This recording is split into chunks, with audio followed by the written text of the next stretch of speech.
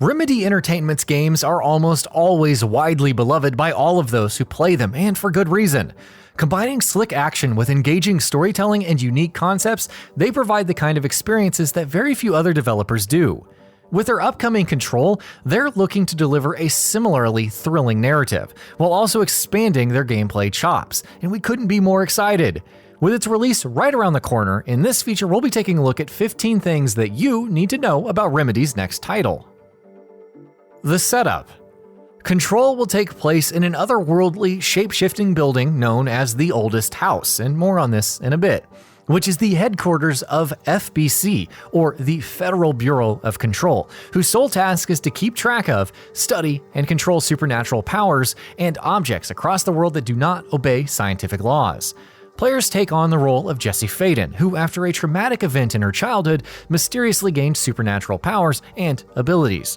Years later, looking to understand these powers, Jessie heads to the Oldest House. The Oldest House. So, what exactly is the Oldest House? It is a featureless skyscraper in New York, and much like the objects the FBC studies, the Oldest House itself also breaks the laws of reality, with interiors that are much larger than what its exterior structure suggests, and is connected to various dimensions and has halls and rooms on the inside that are constantly shifting and changing. As luck would have it, Jessie's arrival at the FBC's headquarters coincides with an attack from an otherworldly supernatural force known as the Hiss. The Hiss. So what exactly are the Hiss? Well, their origins, purpose, and nature are largely unknown, but Jessie finds herself in the midst of an attack on the Oldest House by the Hiss when she arrives. The Hiss kill the FBC's director, whose service weapon, a weapon that chooses its wielder and also decides who the director of the FBC will be, chooses Jessie as its owner. Thrust into her new role, she fights back against the Hiss to retake control of the Oldest House, while also working to discover the origins of her supernatural abilities. Characters. We have, of course, already spoken about Jessie Faden, our leading lady with supernatural abilities who finds herself thrust into the role of FBC's director. But who are the other major players going to be in Control's narrative? There's Zachariah Trench, the former FBC director who dies in the beginning of the game, but sticks around as something similar to a Force Ghost. He's being played by James McCaffrey, who had previously played Max Payne, as well as Thomas Zane in Alan Wake. There's also Dr. Casper Darling, FBC's head of research, who's being played by Matthew Porretta, Alan Wake himself. Service weapons. Getting back to the service weapon, the mysterious object of power that chooses its own wielder and determines who the director of the FBC is going to be. The service weapon is going to be an important tool in Control. It's a weapon that can change its shape and form, much like the Oldest House itself, and will be the sole weapon players will be using in the entire game. That said, the various forms it will take will give you many different ways to tackle combat, with forms that are equivalent of long-range snipers, short-range shotguns, machine guns, and more. Abilities. In addition to the service weapon, Jessie also has numerous supernatural abilities that can be used for various purposes, from combat to traversal. These include everything from telekinesis and levitation to even being able to control her enemies' minds.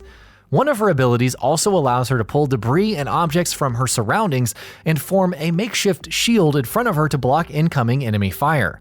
Usage of these abilities, however, and the service weapon itself for that matter, will consume Jessie's energy, which is something that players will have to balance during combat. Upgrades. So how exactly do you get hold of these nifty abilities? Well, Jessie will be able to learn all sorts of new, weird things by exploring the Oldest House and looking for things known as objects of power, which will grant these new powers. Beyond that, the service weapon will also be upgradable, which will be done through a skill tree. Health. Unlike most modern shooters, or really most modern games for that matter, Control won't have regenerating health. In combat, you'll need to be careful about how you approach situations, because you won't magically recuperate health if you don't take damage for a few seconds. Instead, you'll replenish health by picking it up from fallen enemies. Metroidvania. Unlike previous Remedy games, which have mostly been linear titles, Control is much more open-ended. The Oldest House's level design is going to be full-on Metroidvania, and can be explored non-linearly. Throughout the game, as Jessie gains new powers and upgrades her older ones, she will gain the ability to access previously inaccessible areas, which will house new abilities and items to find, or new quests and side quests to tackle. Control points. Of course, there's going to be a fast travel system in place to help you traverse and navigate the oldest house more efficiently. There will be areas known as control points scattered throughout the oldest house, which players will be able to take control of, as the name suggests, and then fast travel throughout the map from one control point to another. Side quests. Yes, Control will have side quests, which is a big deal for a game made by Remedy Entertainment, and doubles down on the game's less linear structure. Remedy has said that side quests will be used to delve deeper into the backstory of the game and will allow players to learn more about things such as the oldest house, FBC, and more. Of course, you can also expect new characters to show up in these side quests. Length. Owing to the extra content, non-linear structure, and Metroidvania level design, Control is going to be a longer game than what you would usually expect from a Remedy title. The developers have said that playing through the campaign while doing a few side missions will take players between 15 to 20 hours. Soundtrack. Remedy Entertainment are working with some pretty well-known composers for Control's soundtrack, which is composed jointly by Martin Stig Anderson and Petri Alanko. Petri Alanko has previously composed the soundtracks for past Remedy titles such as Alan Wake and Quantum Break, while Martin Stig Anderson composed the soundtracks for such titles as Limbo, Inside, and was the co-composer of Wolfenstein 2: The New Colossus. DLC. Control will also be receiving 2 expansions as post-launch content, called The Foundation and Awe. These will add new locations, new story content, new missions, and new mods. The expansion pass and both individual expansions, however, will be timed exclusives for the PS4, with Foundation arriving first in late 2019. Epic Games Store. Will it be on Steam is a question that gets thrown around a lot for new releases these days. In Control's case, the answer to that question is no, at least not at first. Control on PC will be exclusive to the Epic Games Store at launch, and will only be arriving on Steam a year after its release.